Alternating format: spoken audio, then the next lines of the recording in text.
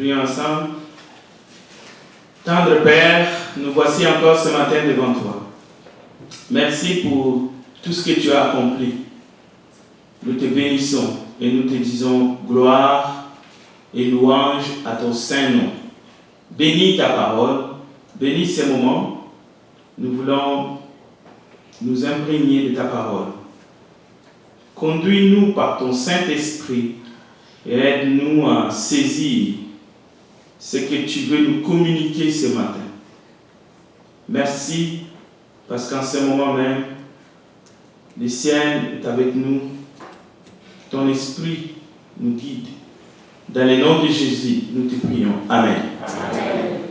Je vais lire un complément de la lecture que notre bien-aimé frère Mike a fait. C'est toujours dans le livre de Genèse. Nous prendrons le verset 26 et 20, jusqu'à 28.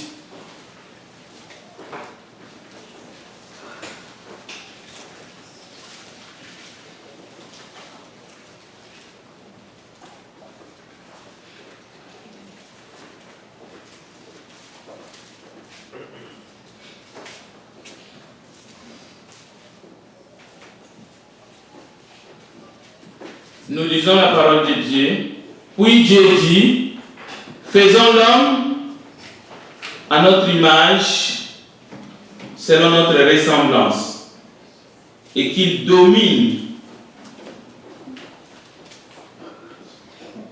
sur les poissons de la mer, sur les oiseaux du ciel, et sur le bétail, sur toute la terre, et sur tous les reptiles qui rampent sur la terre.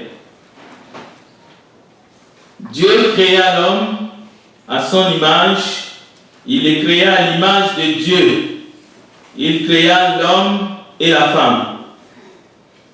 Dieu les bénit et Dieu leur dit, soyez féconds, multipliez, remplissez la terre et la assujettissez, et dominez sur le poisson de la mer, sur les oiseaux du ciel, et sur tout animal qui se meut sur la terre.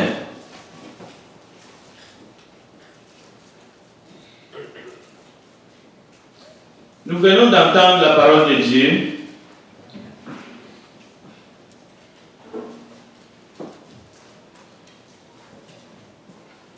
Parmi les humains qui sont sur la terre, il y en a peut-être encore un assez grand nombre qui ne réalisent pas que tout ce que nous voyons, tout ce que nous touchons, l'air que nous respirons, il y a un, le Créateur. C'est à lui. La parole de Dieu nous dit, lorsque l'Éternel dit, la chose s'accomplit. Il n'a pas seulement créé le plante que nous chérissons.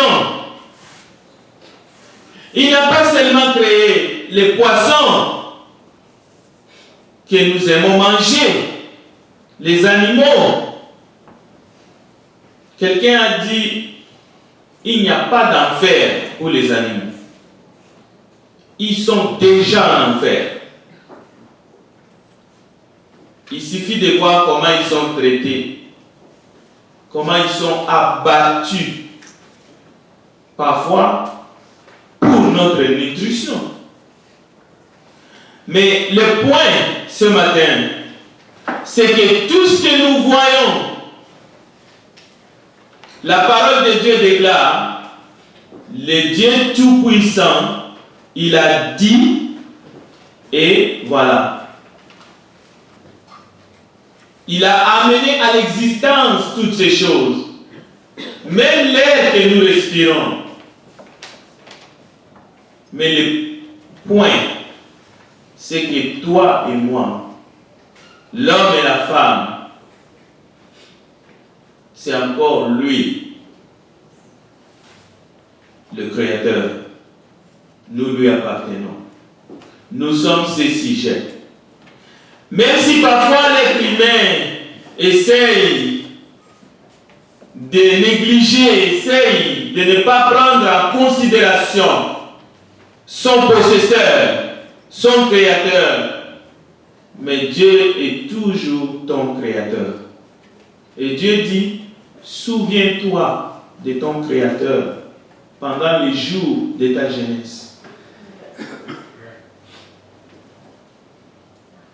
Les prophètes disaient,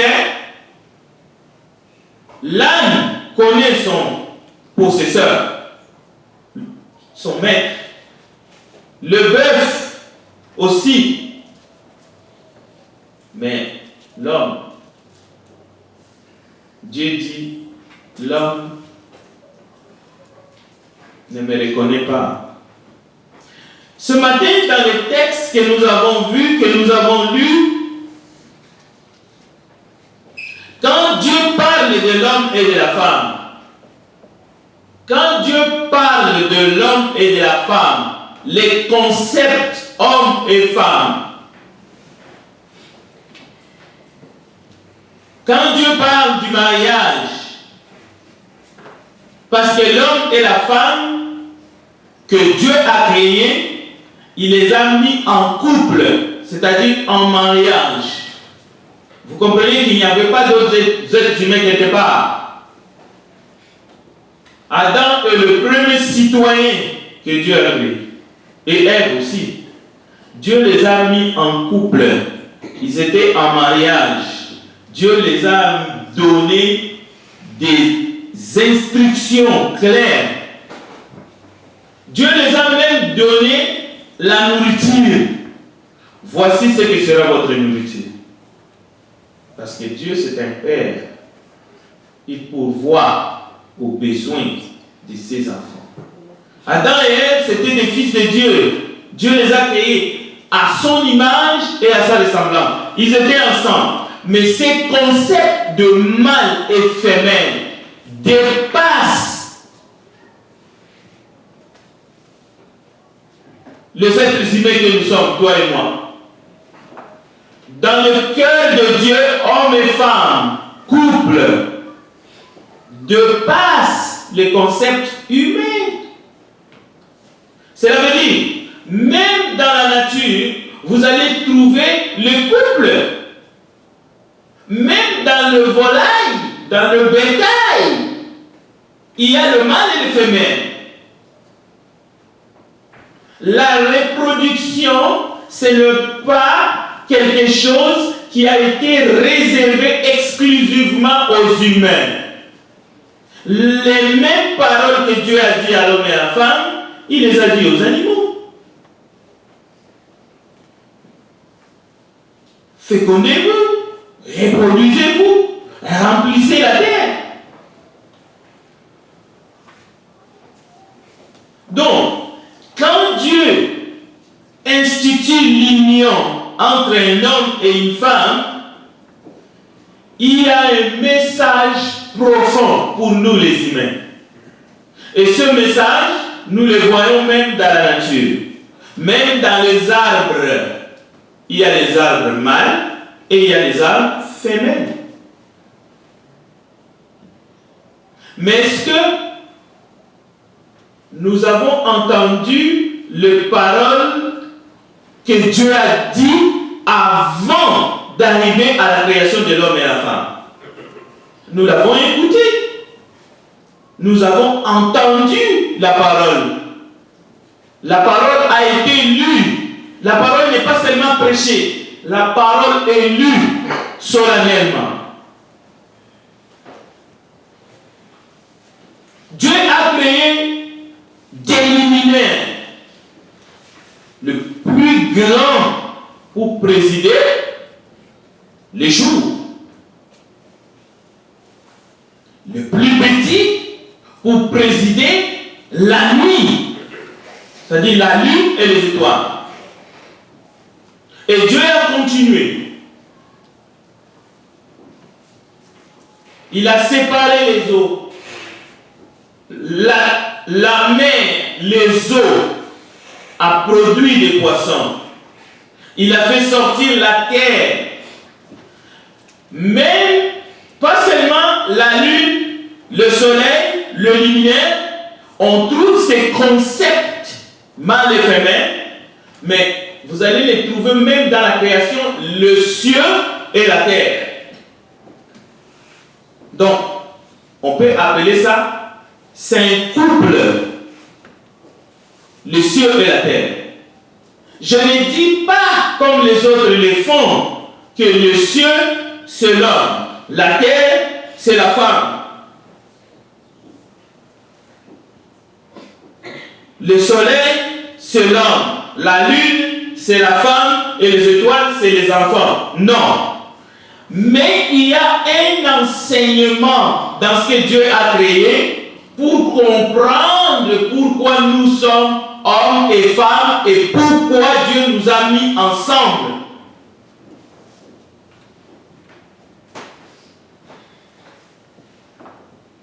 Lisons un texte, une écriture, Éphésiens chapitre 5, versets 31 et 32.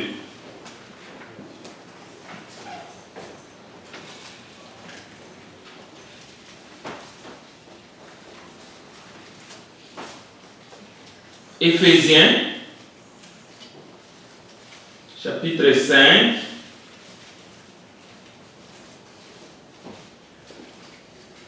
le verset 31 jusqu'à 32.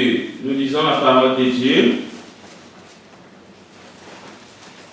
C'est pourquoi l'homme quittera son père et sa mère et s'attachera à sa femme. Et les deux deviendront une seule chair. Ce mystère est grand. J'ai dit cela par rapport à Christ et à l'Église. Donc, vous voyez, dans le plan de Dieu, lorsque Dieu parle de l'homme et de la femme, ça ne se limite pas à toi et moi. Ça ne se limite pas à nos couples dans la famille. Ici, c'est un mystère qui est grand. L'apôtre inspiré dit, je vous l'ai dit par rapport à Christ et à l'Église. Oui, l'homme quittera son père et sa mère et s'attachera à sa femme. Mais l'Écriture nous dit, je vous l'ai dit par rapport à Christ et à l'Église. C'est-à-dire, le concept homme et femme trouve une explication où nous révèle dans le plan de Dieu l'époux qui est Christ et l'Église qui est l'épouse. Même dans le plan de Dieu, on retrouve aussi ces concepts hommes et femmes. La loi et la grâce. Deux alliances. L'ancienne et la nouvelle sont ensemble. Ils se complètent. La même chose, l'homme et la femme se complètent. Et principalement dans le couple, dans le mariage. Comme les luminaires ont des rôles, l'homme et la femme ont des rôles. Et ils sont mis ensemble. Mais qu'est-ce que Jésus a fait pour l'Église? On sait, par son sang, Jésus-Christ a payé les prix pour la rédemption de l'Église que nous sommes. Et de la même chose, les textes, l'Écriture nous dit, si vous continuez la lecture, non seulement que chacun de vous aime sa femme comme lui-même, et que la femme respecte son mari, mais la même chose que Christ a aimé l'Église, l'homme doit aimer sa femme. Donc c'est quelque chose, c'est un mystère qui est grand et qui dépasse notre entendement. Aujourd'hui, les humains dans ce monde nous voyons ce que Dieu a fait. Nous doutons de ce que Dieu a fait. Nous admirons la création, mais nous récusons les créateurs. La même chose, l'homme et la femme se regardent. Dans une situation qui ressemble à chat et souris, ils font semblant de se comprendre. Eh bien, ce n'est pas ça le message. Nous devons comprendre ce mystère et l'apprécier. C'est plus que dire à ton partenaire, à ton conjoint, je t'aime. C'est plus que ça. Regardons Psaume 19, verset 5. Et je vais les citer. Gardez-les, je vais les citer. Le soleil sort comme un époux. Ah, vous voyez? Le soleil sort comme un époux.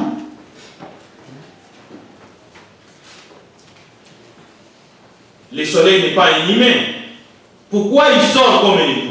C'est pour montrer la profondeur dans ce que Dieu a fait, dans ce que Dieu a créé. Donc, nous devons véritablement, une fois pour toutes, comprendre tous ces mystères et donner gloire à Dieu. Parce que Dieu n'a pas créé tout ce qu'il a créé juste pour le plaisir de nos yeux. Non. Dieu n'a pas créé la personne qui est à ton côté juste pour ton plaisir personnel. C'est pour que tu puisses donner gloire à Dieu. Dieu n'a pas créé le fleur, tout ce que nous voyons, ce monde. C'est pour que nous puissions donner gloire à lui, le Créateur. Dieu signifie l'être adoré. Et c'est ça la révélation de Jésus-Christ. Nous allons regarder rapidement Hébreux 10. Là, on va les lire. Hébreux chapitre 10, verset 5. Nous allons comprendre. Nous venons de comprendre la révélation de Dieu dans la création de l'homme et de la femme, mais aussi dans toute la création. Et Dieu veut que nous puissions apprécier cela. C'est pour cela qu'il est écrit quelque part dans Hébreux, le lit conjugal doit être exempt de toute suie.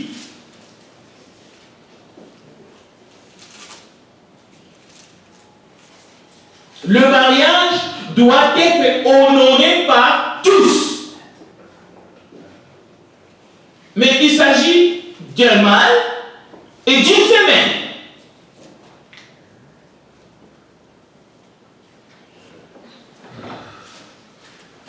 Hébreux chapitre 10, verset 5.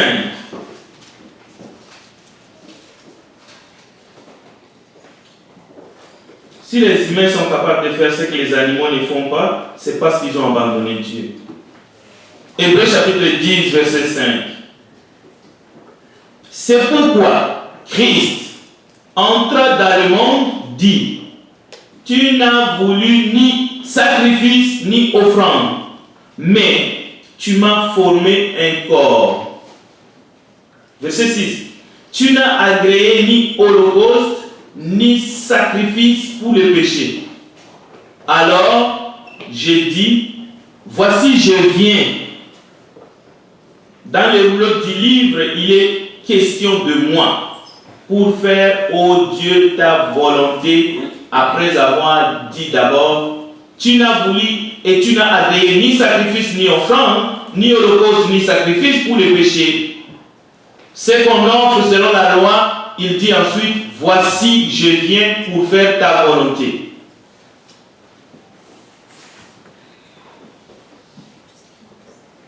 Dans Jean chapitre 1, il est écrit, au commencement était la parole, et la parole était avec Dieu, et la parole était Dieu.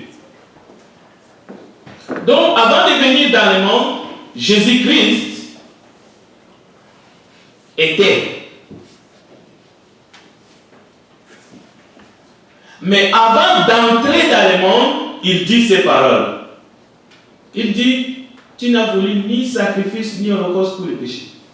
Pour les péchés des hommes, Dieu n'a pas voulu de sacrifice.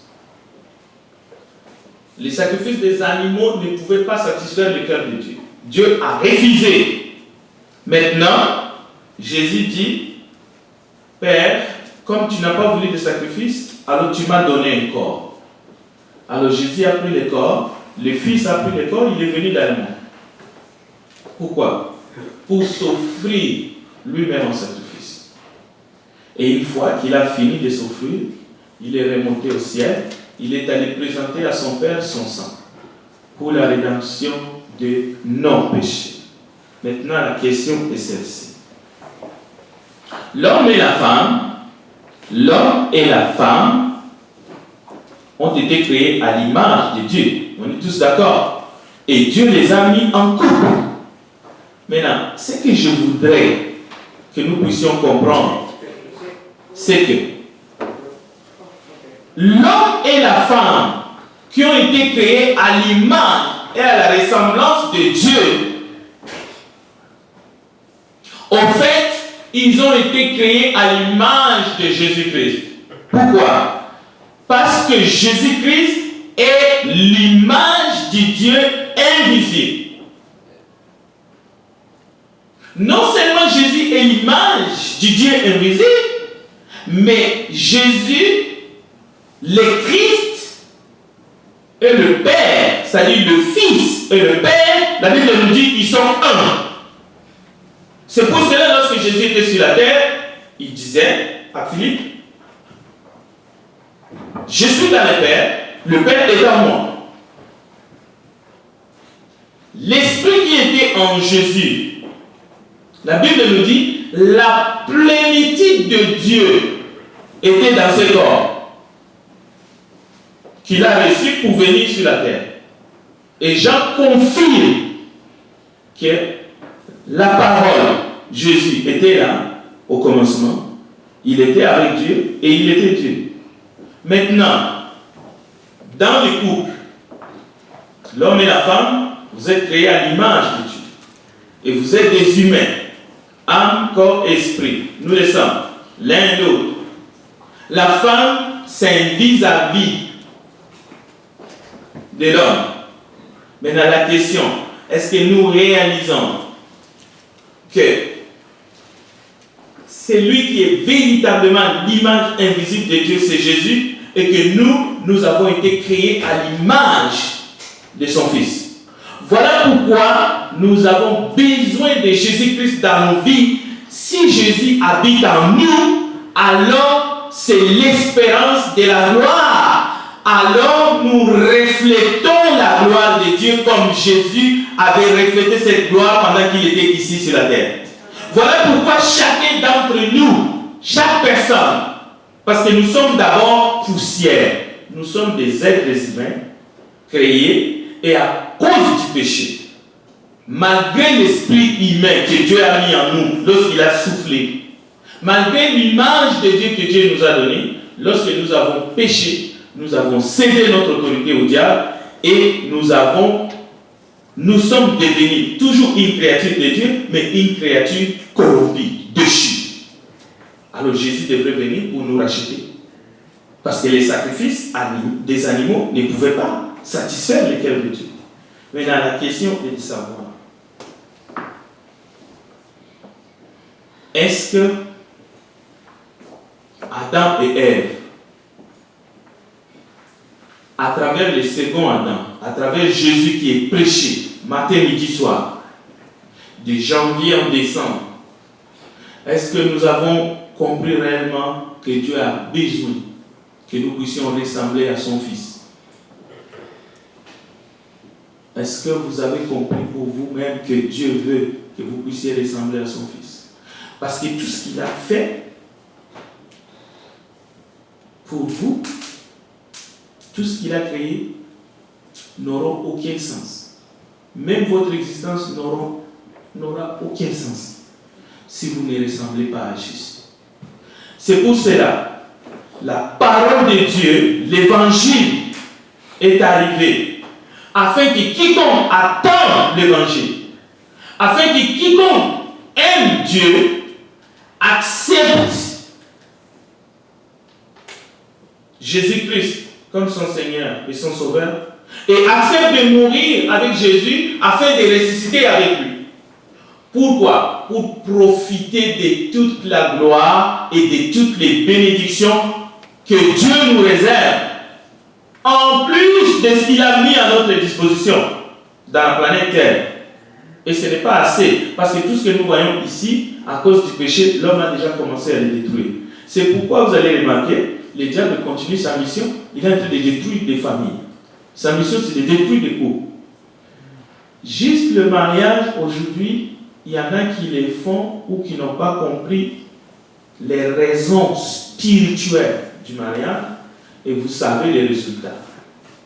Et même les fruits de l'amour qui sont nos enfants, à cause de cette dépravation, c'est-à-dire les humains mettent Dieu à côté, même nos fruits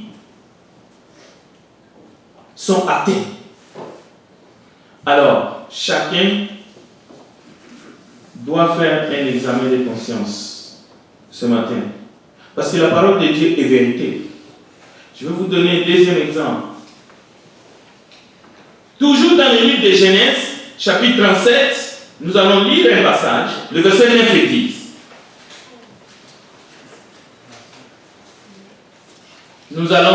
Nous avons commencé dans le livre de Genèse, on va terminer dans le livre de Genèse. Genèse chapitre 37, versets 9 et 10. J'aimerais que cette écriture, vous puissiez la retenir.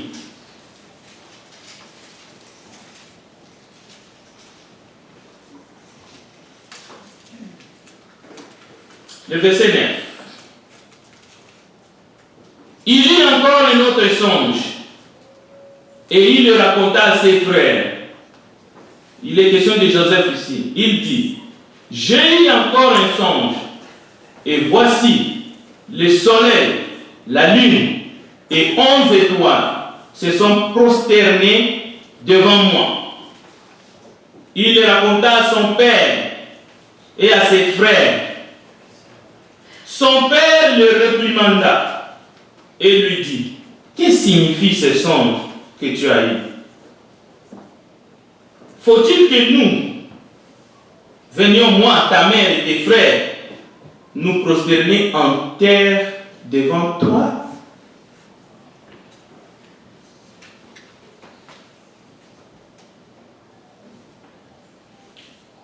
Selon la doctrine, selon la parole, telle que nous venons de la lire, Joseph a eu un songe. Son père Jacob,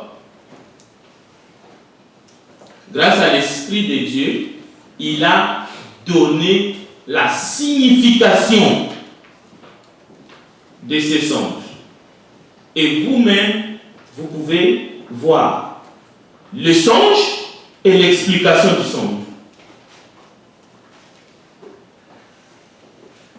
Le soleil, la lune, les étoiles se sont prosternés devant Joseph. Son père écoute les songes.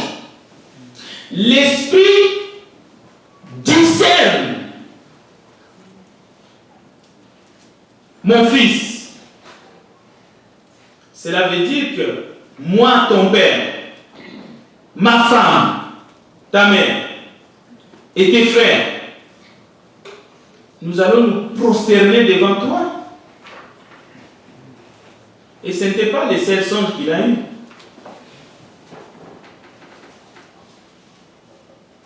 Donc, nous voyons ici que Dieu est capable de passer le message. La nature ne vous enseigne-t-elle pas?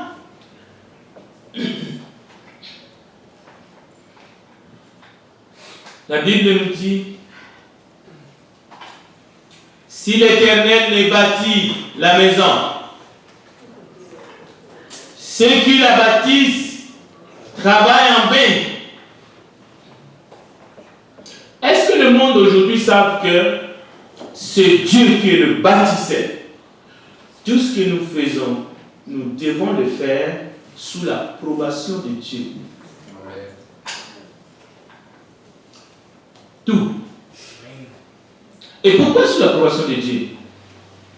Parce que nous sommes ces créatures. Il nous connaît. Dieu connaît mieux ton partenaire que toi-même. Donc, tu dois te confier à Dieu. Dieu sait toutes choses.